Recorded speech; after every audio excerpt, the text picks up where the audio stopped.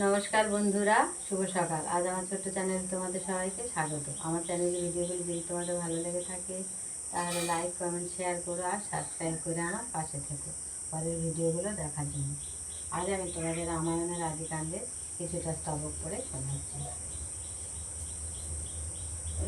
ব্রহ্মা কর্তৃক রচনা করেন বাল্মীকি নামকরণ ও রামায়ণ রচনাকরণে বরদান। ব্রহ্মা বলেন, শুনো নারদ তপোধন, যে কহিল মিথ্যা নহে শিবের বচন। রাম নাম ব্রহ্মা স্থানে পেয়ে রত্নাকর, সেই নাম জপে ৬০,০০০ বৎসর। এক নাম জপে এক স্থানে একাশনে, সর্বাঙ্গ খাইল বল্মীকের কীটগণে। মাংস খেয়ে পিণ্ড তার করিল শোষণ, হইল কণ্ঠকুশ তাহার উপর। নমস্কার।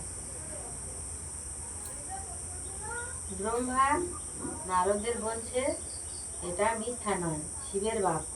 রাম নাম ব্রহ্মার স্থানে পেয়ে রত্নাকর ৬০,০০০ বছর ধরে এই নাম জপ করেছেন।